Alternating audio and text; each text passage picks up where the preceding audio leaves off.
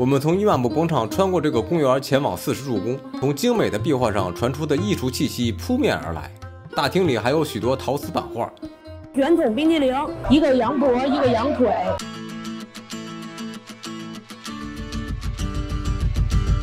40柱宫和费恩花园，再加上另外8个庭院，作为波斯庭院的代表，录入了那个世界文化遗产。我觉得他们是真喜欢这种水渠的形式。这个跟昨天的费恩花园是类似的。40柱宫就在伊玛目广场的旁边，离得很近。宫门口的院子很宽敞，纪念品店也比其他的景点多了好几个。40柱宫现在是个博物馆。尽管因为去年的那个事情，头钉已经不是那么的必须化，但是在这些个景点的门口依然有了这些个你需要戴上头钉的宣传画。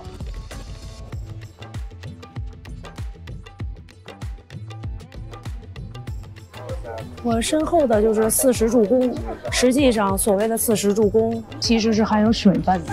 现在能看到它宫殿本身的柱子是左侧3根，第2排也是3根，中间2排是4根，在右侧的第4排和第5排也都是3根，所以加在一起其实是20根柱子。但为什么叫40柱宫呢？因为它下面有水的倒影，加在一起就是40根柱子了，所以叫40柱宫。尽管波斯语40也有多重性的意思，但这种暗示的含义在翻译的过程中消失了。这个是当年萨瓦维国王在这里接见外臣、举行宴会啊、享乐的地方。40柱宫也在搭着脚手架，据说是搭了很久了。柱子下方的狮子也和喷水池四周的雕像有着相同的风格。尽管刚才参观的阿里卡普宫也有不小的门廊，不过这个更加气派。40柱宫也同样有镜厅，外面柱厅顶部的镜子形状比较规则。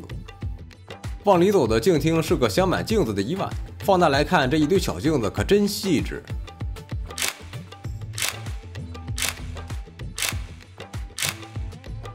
顺着镜厅下面的门走进内殿，从精美的壁画上传出的艺术气息扑面而来。6幅巨大的壁画分别讲述了不同历史时期的故事。阿巴斯一世招待逃难的瓦利穆罕默德汗，查尔迪兰战役中英勇的萨菲维国王伊斯马仪，奥斯曼帝国依靠火器的优势击败了波斯军队，俘虏了伊斯马仪的2名妻子，并使他从此沉迷酒精。塔克马斯普一世接待逃难来借兵的胡马雍，伊斯梅尔一世对阵乌兹别克的西班尼，最终保持了对呼罗珊帝国的控制。阿巴斯二世招待纳迪尔穆罕默德，纳迪尔战胜莫卧尔帝国。壁画右边有印度标志性的大象。除了这6幅巨型壁画，大厅里还有许多陶瓷版画，但有一些已经破损，会被某些西方列强收藏。40柱宫的花园景色的感觉还不错，很安静。因为宫是主体，所以所有的游客都在宫那边，花园就显得很安静。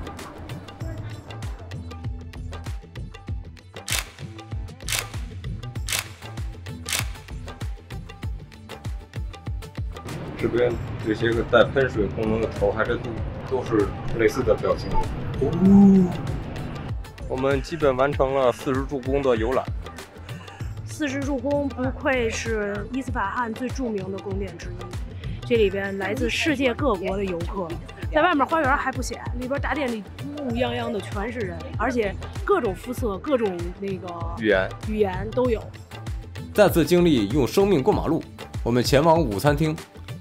这是阿里卡普宫的后门，我们去吃午饭的路上路过的。我们在伊斯法罕溜达的这一个上午，感觉虽然据说这里比德黑兰要热，但是给我们的体感温度这儿反而凉快，可能和这儿没那么堵车，以及汽油味没那么重，所以总体的感觉这儿比德黑兰好些。不过伊斯法罕的公交车也一样是不关门。街边的小店还有中文的多种新鲜果实供您享用。This one. Thank you。我们买了一个圆筒冰激凌，25万里亚尔一个，里边水含量稍微有点高，比较甜。来，尝一下。很甜，奶味儿挺浓的。另外一半是巧克力，很清爽，巧克力吃不太出来。我们要去吃午饭了，又是集体要过马路。据说这边的车不等人，所以我们得插缝走。我们今天中午吃的是羊蝎子餐，羊蝎子羊腿儿，一个下沉式的餐厅。下沉式的比较凉快一点。每餐必有的蔬菜沙拉拼盘，酸菜、西红柿、胡萝卜、生菜叶子、玉米豆、黄瓜。我们的主菜上了，一个羊脖，一个羊腿，2人1份。一些简单的配菜，配着的米饭，上面黄色的是。来，我先挤点柠檬。只要不是特别黑的，很厚实。很烂，粗的是脖子，羊脖子叫羊蝎子。其实差不多。哇，这个脊柱，看看，很大的，很烂的，肉质很烂，然后它不足的就是没什么膻味儿。它是用番茄调了汁儿淋在上面，先是白水煮，羊肉也提前拿那个料腌过。它真的没有什么膻味儿，好香啊！羊腿更紧实一点，味儿差不多。好了，我们要继续享受我们的羊肉大餐了。